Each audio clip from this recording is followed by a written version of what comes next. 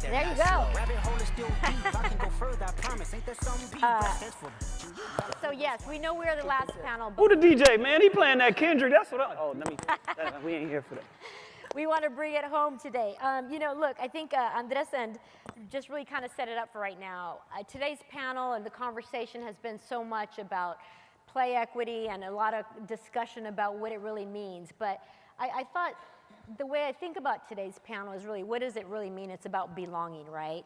And in a city like Los Angeles, where we have so many different languages, so many different cultures, so many different types of cuisine, there's one thing that time and time again unites us, and it's sport.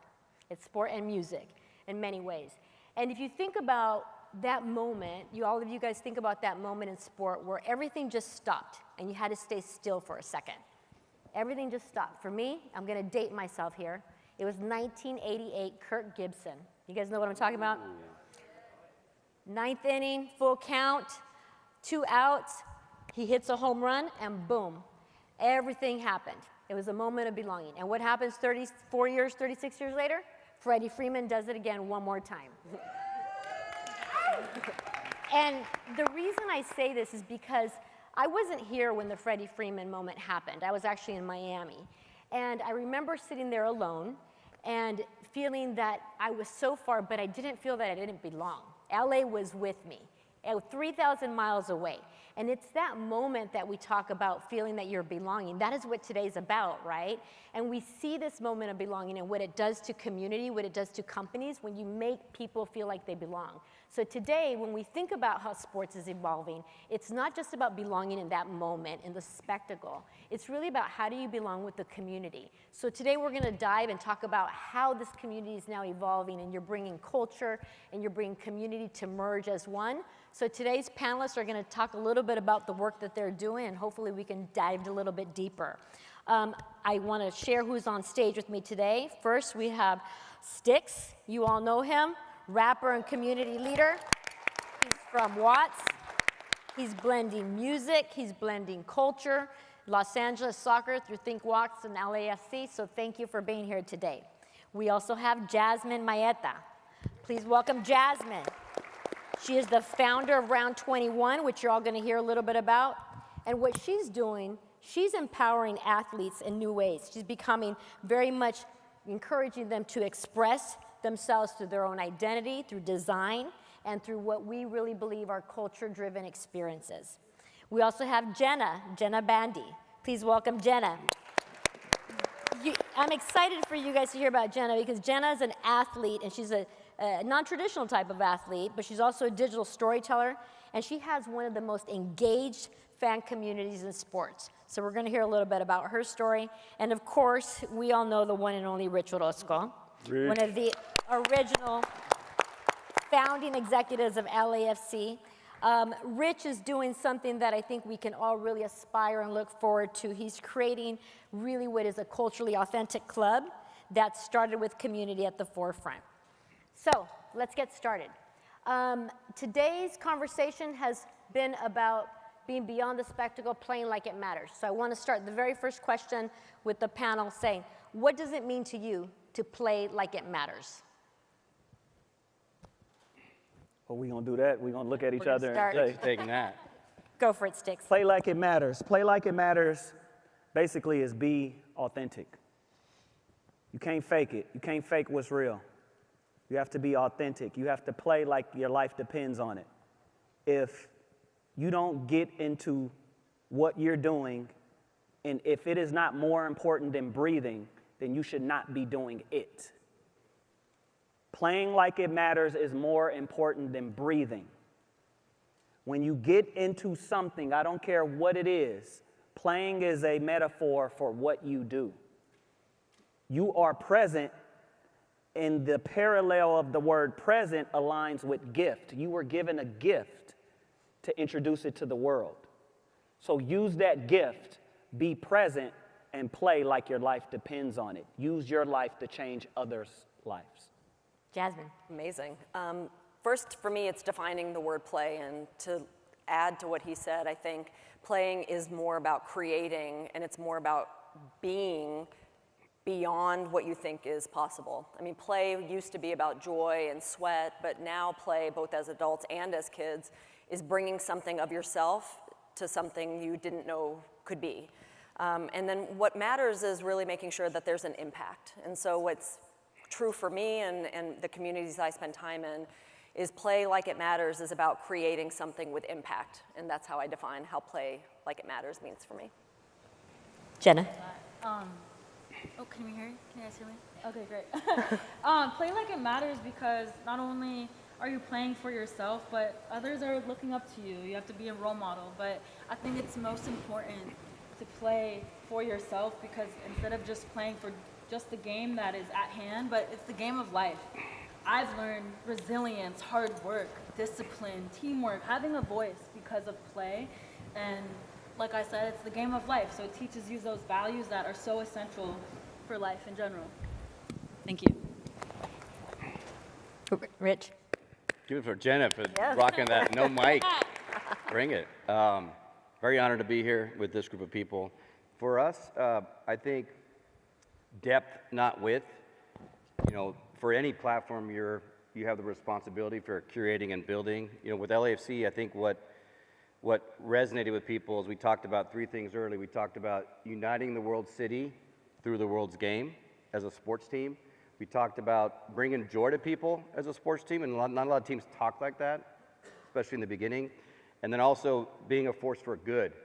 And, you know, I had the pleasure of meeting somebody like Stix super early who was all about depth and is all about depth in Los Angeles. So I think if you play like it matters, you really focus on that depth and what are you giving to your community. As a sports team, we bring together 22,000 people at LAFC matches.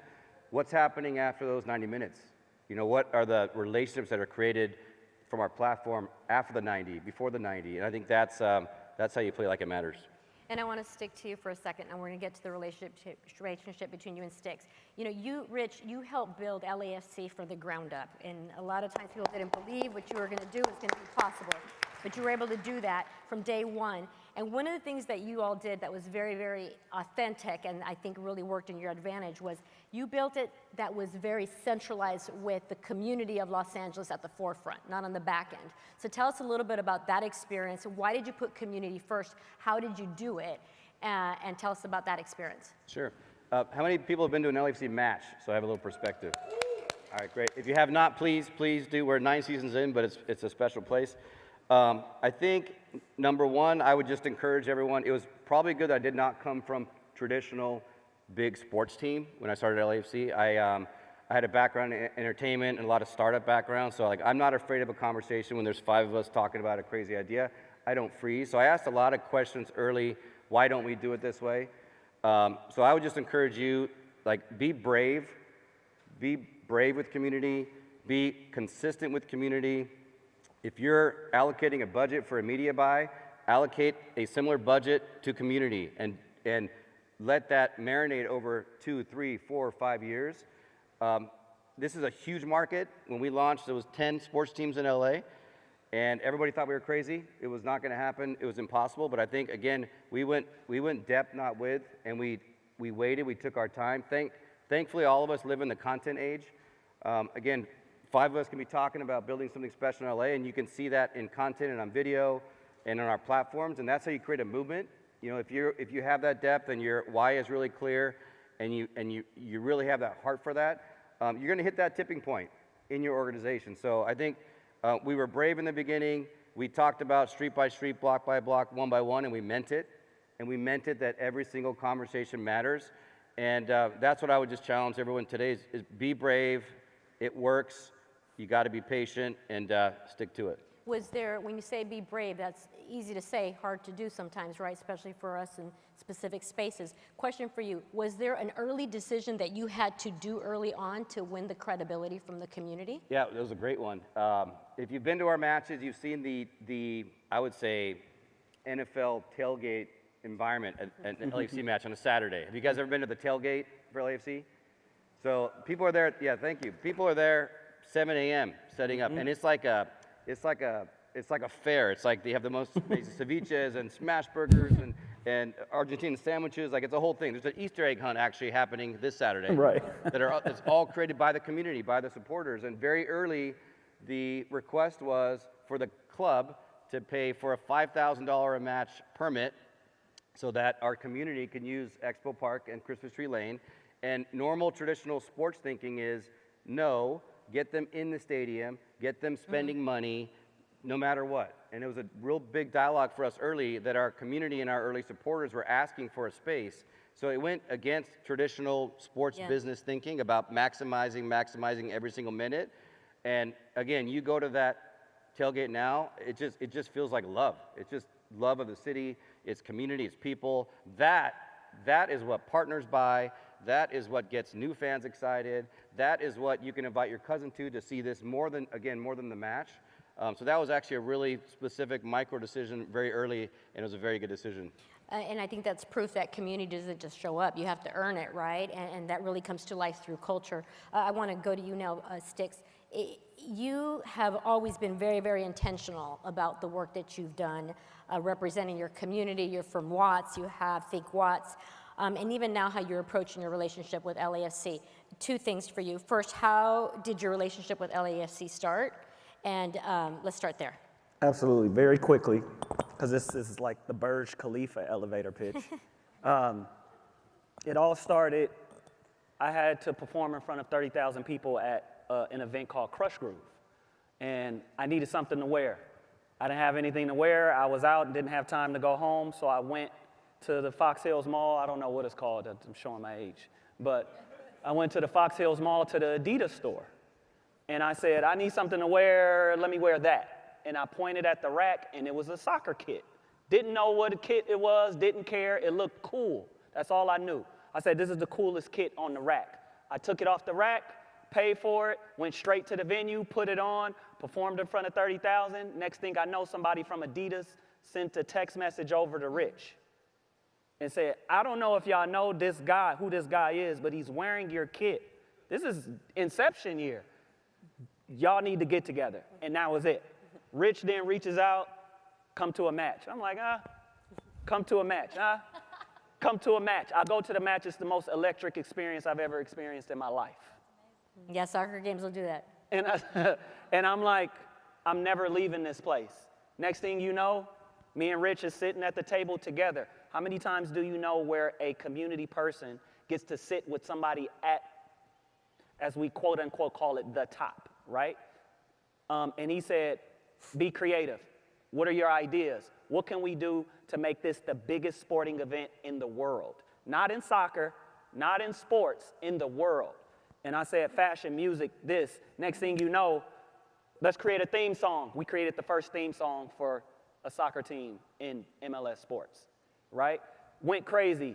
Now brands are jumping in. Then other sports teams are now, they want the same thing that we did. That year we became most popular team in Adweek in all of sports. LAFC, its first year, most popular sports team, all from just taking risk. So I'll stop there. And what does it look like when a community doesn't just participate, but they are actually feel like they're owners? What does that look like to you? Well, one of the major things that first thing Rich did is introduce me to Larry Bird, Bennett Rosenthal, Larry Friedman. These are the owners of the teams. He didn't gatekeep. And that's what I encourage all of you who are in positions. Don't gatekeep creators. Don't gatekeep partners. Because if your KPIs or your marks is, we want to make 50 million this year, I guarantee if you don't gatekeep the creator and the person with the ideas, you're going to hit 200 million that year. I guarantee you. But it wasn't about a number. It was about community. And what I appreciated about Rich and LAFC the most is they said, yeah, we don't care about the numbers right now. We care about engaging with people who care about where they come from. Black and gold is black and brown. Everything's intentional. Bringing cultures together, celebrating life, sport, music, drums, everything. And that feels so authentic. The idea of bringing community with you and not leaving it behind is so critically important in all the work that we're doing. And it's something that we're seeing with athletes, something that we're also seeing with designers and the way people are now interacting with brands and with teams and with fans. Jasmine, I want to go to you. You have worked with this whole conversation about being a co-creator. That's exactly who you are. You have worked with major brands, Peloton, Hasbro, and the list goes on and on. You were a former athlete yourself. You played in Spain. You're now running your own company, Round 21. I want to hear a little bit about that. And it really centers around purpose and empowerment. Can you share, first of all, a little bit about Round 21 and tell us about that? Yeah, so the reason Round 21 exists is exactly what you just said, actually. One, I respect authority, but I do not respect gatekeepers, and I never did. I believe that the keepers of the gate are the people. And I have worked in great leadership roles for multinational public companies in sports, and I recognize the value creation was the people, but the people at the top wanted perfection and precision. By the time the people's ideas got to where there could be some expression of it, it was watered down into some unrecognizable story.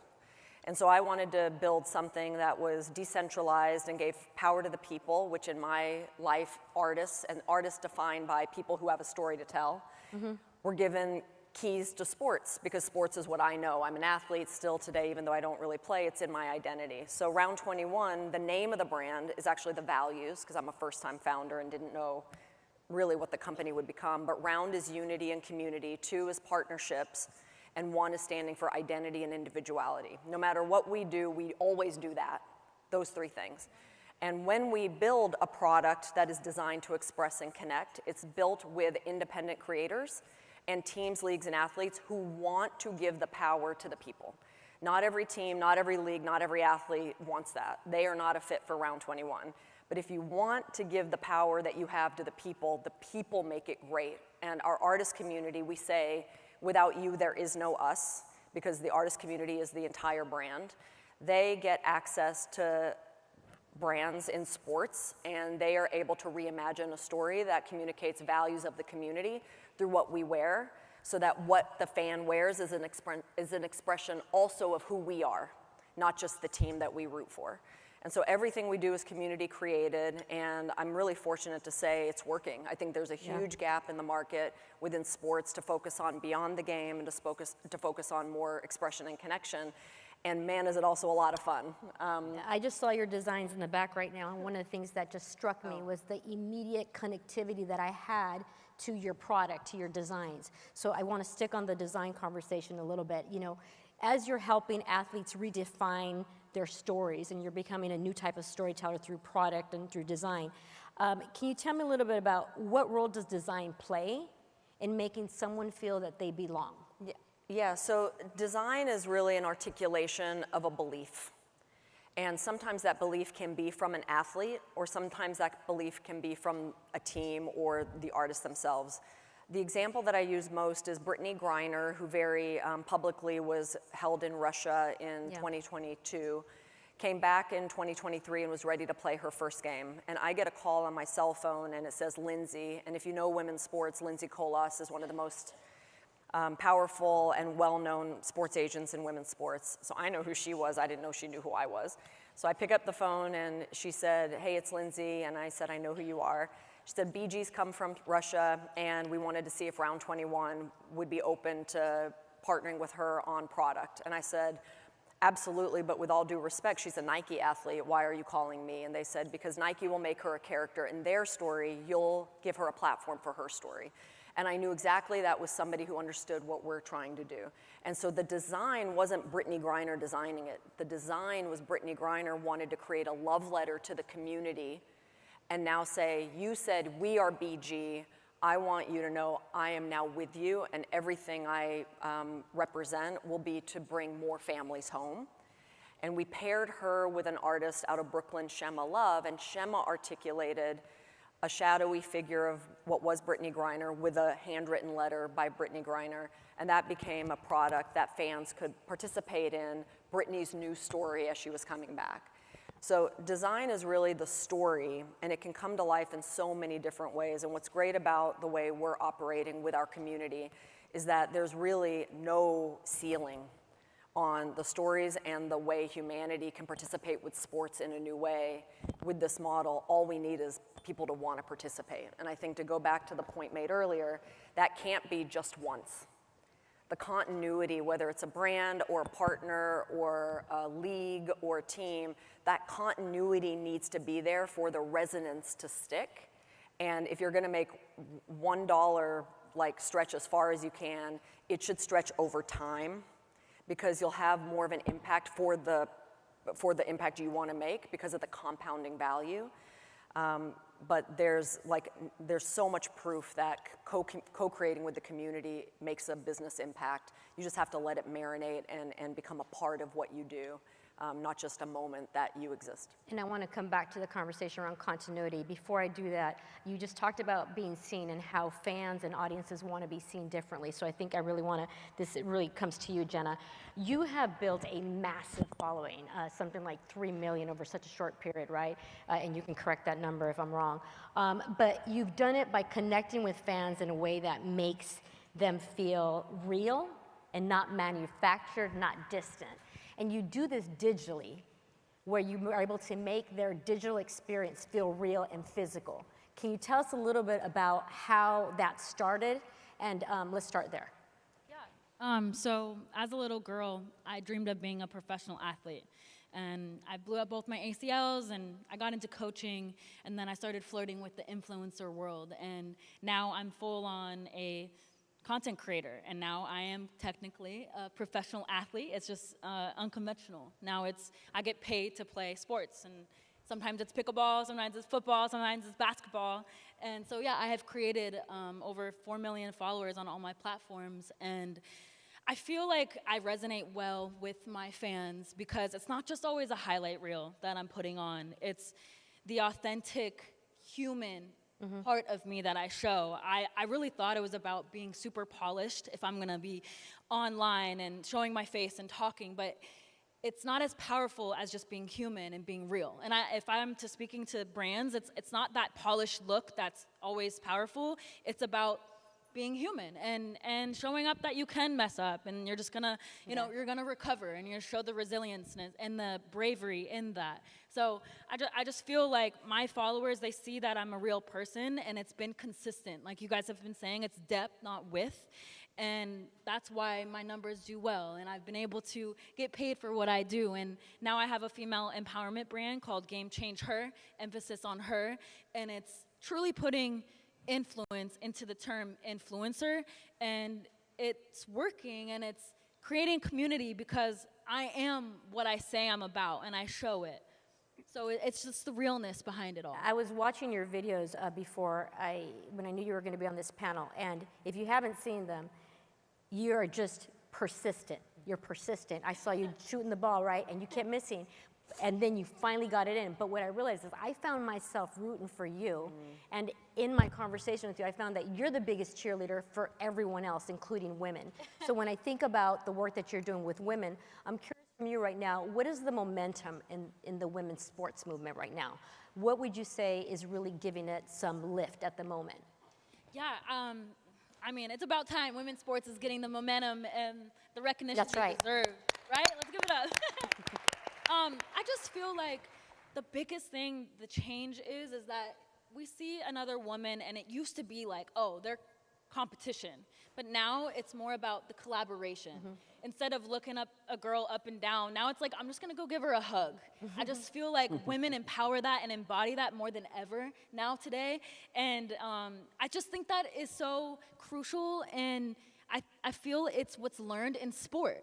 If you don't grow up in sports, you are all about yourself. You are only thinking about yourself. But when you're part of a team, it's not just about you. And it's a quick awakening. Your bench if you're not showing the right body language. Your bench, if you're not cheering on your own teammate and your other teammates. So I just feel like women and sports today, the embodiment of it's just more collaboration more than ever. Each of you is building something that goes beyond sport. Now I want to go back to the conversation about continuity, and I'd like all of you guys to jump in here. When we talk about continuity, it's not just about having a one-time stop. It's about that consistency. And each of you have mentioned one way or another the importance of being consistent, to being present. Can you tell us a little bit about when you see consistency? To be honest, what are some brands or teams or clubs? Let me rephrase it. What do you wish they were doing? Paying more money. No. Pay more money, everybody that's in here. No. You know, there's qualitative and there's quantitative, right? There's reporting, but then there's the work. And we're at this interesting point to where corporations, institutions, organizations only look, I would say about, and this is a perspective, 70% of institutions are looking at quantitative versus qualitative. And I don't think one is greater than the other. I think we should be looking at both as they're both valuable, but there's something about the qualitative, and when I say qualitative, I'll be more specific. There's something about doing the work that really matters the most. You can't, a corporation, expect to go into a community and think, I'm just gonna do this event with this celebrity superstar and the community gonna be okay with it. Let me tell you something right now for everybody that's out here. I wish you would, and they gonna let you know real fast. I'm gonna chase you up out of this hood that got all of these superstars where all of this culture, history, background, legacy lives. You want that legacy. You're chasing that legacy, but you're not going to the legacy person to usher you, to teach you how to produce the outcome that you're looking to receive. So I'll shut up at that point. Qualitative is a very important factor when you're looking in how to implement an activation, a program, or understand how it works. And Jasmine, as you answer that question, I also, you said something that has really struck with me. You talked about how a lot of times people will see community as charity. In your answer, can you also address that? Yeah, actually, I think my message would be to brands or anybody trying to make an impact with community is really redefinition. And the redefinition is in two ways: the definition of community and the definition of value. So the definition of community I see on a very short spectrum, actually, when I talk to brands in particular. It is either on the spectrum of charity, which is, okay, we're gonna give some monetary donation so that we have that bullet point in our board of directors deck around philanthropy or whatever. Or very close to that is its grassroots, and defining community as grassroots, which is having worked with large budgets at companies, a below the line incremental budget that's going to be spent to generate some value with a small group of people to have more likes or comments or some level of engagement. Community, in my opinion, is very quickly going to become a required part of the marketing stack for brands that win over time. We know that community are also consumers, and that community increasingly does research on the brands that they want to consume.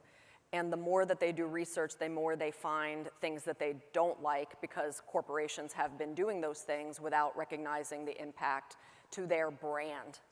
It might not impact their bottom line, but there is a brand impact when you're not operating in a way that this next generation is going to expect. But if you make the change now and redefine community as part of a leading indicator of your marketing stack, and invest in making sure that the people are the mouthpieces of what the values of your company are, those mouthpieces are the ones that are going to stand up for you when you misstep publicly, which happens in every company, and it happens with people because we're not perfect. But when you're not in the room and something happens to your brand or who you are, you need the people in that room to say, wait, I don't think that's where they were coming from. And that's actually community impact for a brand. The second is value. Absolutely cash, but companies have so much value for the community they don't even recognize. They have access, they have real estate. They literally can bring the community into their offices, and that's actual value to the community. They have cash, for sure, and they have a platform. Media inventory, if you've got a billboard buy, consider using that to elevate your community. You've already bought the media inventory. So there are a lot of different ways to define the value that a company can provide for a community that go beyond the dollars. But I think those two pieces of the equation, making an important and increasingly big part of your marketing stack, as well as redefining the value you have to offer, can create a very nice marriage over time for both parties to really see the value of working together, the community and the brands. Or give a shoe deal to non-athletes like Nike. Shout outs to Nike. They gave me a shoe. Yeah. Stix was the first non-athlete to get a deal with Nike and created his own Air Force One. So this was, again, the moment, please, the hands. It was, I think, a moment which really demonstrated how brands need to look at influencers, at a community member, and how they can impact the growth of their brand. Along with that, Jenna, you know, we're talking about consistency, and in your space, I'm curious, how do you get consistency in a space that is so cluttered? I mean, there's so much content out there. How do you cut through that, and how do you keep fans engaged and keep sponsors and companies engaged? I find myself, like, I'll post a video, and I'm like, all right, it's doing well, and then shortly after, I'm like, all right, what's next? Like, it's the same thing that it's on repeat, and it's my livelihood now. But yeah, I guess it comes back to being real with yourself. I mean, I first got into it because I'm this super competitive girl that it can compete with professional athletes, and I have this energy about me that it brings a lot. But then I'm like, you know what? How many times can I do this same challenge? There's more to Jenna than just the sporty girl. I can also put on some makeup, and I also know I can have a motivational speech, you know, because I used to be a coach. So now it's about showing the different sides of Jenna that are still authentic to me, and letting my audience know that it's okay to be more than just one thing. It's okay to, you know, I might be branded as the sporty girl, but I'm also gonna show that I could be cute and I can be intellectual. So it's just digging deeper into the depths of who I am and what I'm willing to show, and being brave in that. Yeah, I love the conversation about being brave, which is what you all are talking here. Rich, talk about continuity and consistency from where you sit specifically. Yeah, so first I want to just jump back into I like to share what worked for us. It's not going to work for everybody, but I hope somebody can grab one thing and apply it to where you're at. But when you're exploring a community partnership, a lot of people will sit in the room. I might sit with Stix for the first time and just pepper him about what we're about. But I challenge you to come from a generous place. I love asking a new potential partner, what are your pain points? Yeah. Because people walk in the room and they act like everything's great. Jen, I'm sure you have a lot of pain points in your world, as much as things are going good. Stix, I've known your pain points and your successes from the beginning. But even with Stix, that first partnership is, I was given the heads up that this guy was rocking our jersey when we had nothing back then. We didn't have any buzz. Rocking our jersey, and my thing was, who is he and why did he get it? Why is he rocking that? Get him in the office. But when he came in the office, my questions to Stix was, what are you about? What's your master plan? Where are you going? What are your pain points? So what we were able to do is, I had a growing relationship with Adidas. We were a very important new club in the market. Stix, so that created an opportunity for Stix to create a project with Adidas, which I'm sure paid dividends later with other brand perception, right? So I came at it was like, Stix, where are you at as a community partner? And I also did my research, and this guy has a lot of depth in what they're about. So choose your partner wisely, look for consistency in what they do, and then really understand, put yourself in their shoes, and be generous with your platform and your access. You talked about access, to help them get to where they want to be. That's how you create something long-term. That's how I have a friendship with him 10 plus years, and he's going to say the same things about LAFC 10 years later than he did year one. It's because we took that time to be in your space and to really understand what you were about and where you were going. Agreed. Can you still continue to be consistent and have loyal fans if you're, not your case, if your team isn't performing? Can you? When they're not performing? Yes, Well, is it the still beautiful possible?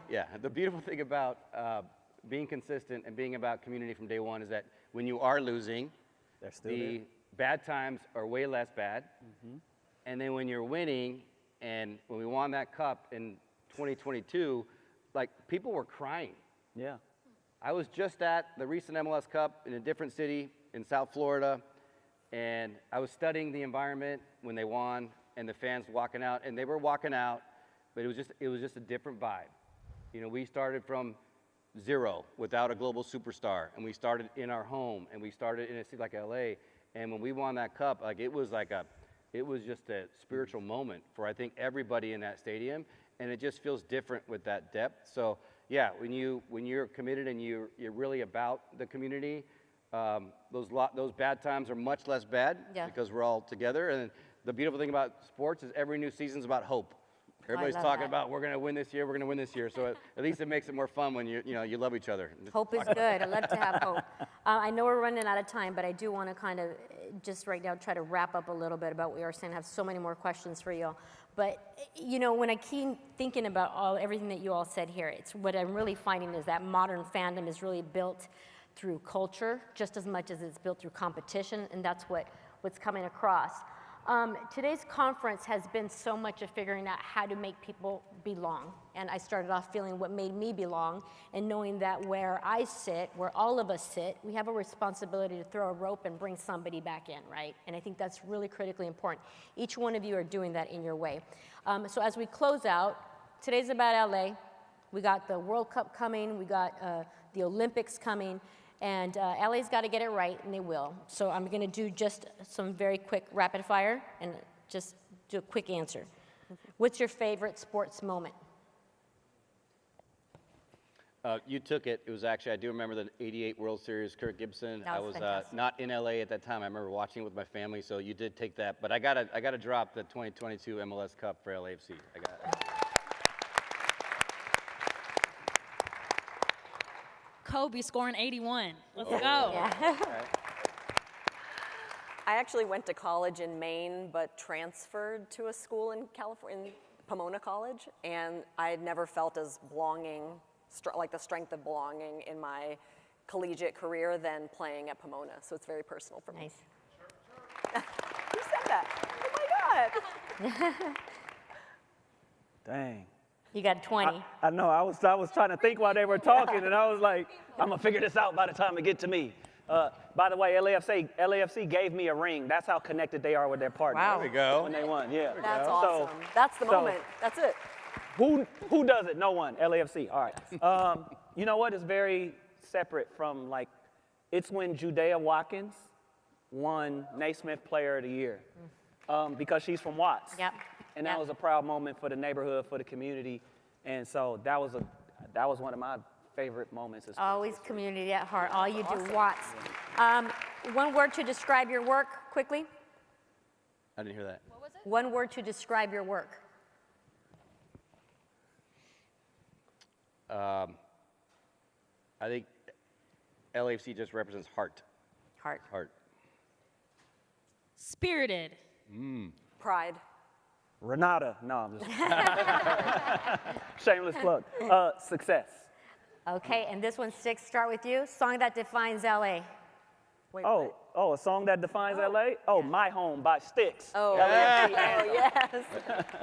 Anything Snoop. Represents LA. Anything Snoop. Anything Snoop, Yeah. got it. A song that represents LA? Ooh. It's got to be Going Back to Cali. There you go. I have to echo Stix. It was very rare what we did super early, so, and now we're on stage 10 years later, so it has to definitely be. If you haven't listened to My Home, very first club anthem for LAFC, and this guy had a lot of heart in those lyrics, so I got to throw it back there. That's awesome. Give it up for the panel, everybody. It is so wonderful to hear each of you and your authenticity. And what I love about our conversation behind was that we are all flawed in many ways, and companies that get it right accept our flaws. They accept us when we're good in the bad times. And what I really believe this conference is about is accepting our communities where they're at, meeting them where they're at, and helping them survive and thrive. And as we think about, it's not just about filling stadiums, it's not just about fans, because we know that when the score's over and nobody's remembering it, we're still going to be there, and that score is going to be forgotten, but community is going to be there. Thanks to Renata, thanks to LA84. Super happy to have been here. Gracias.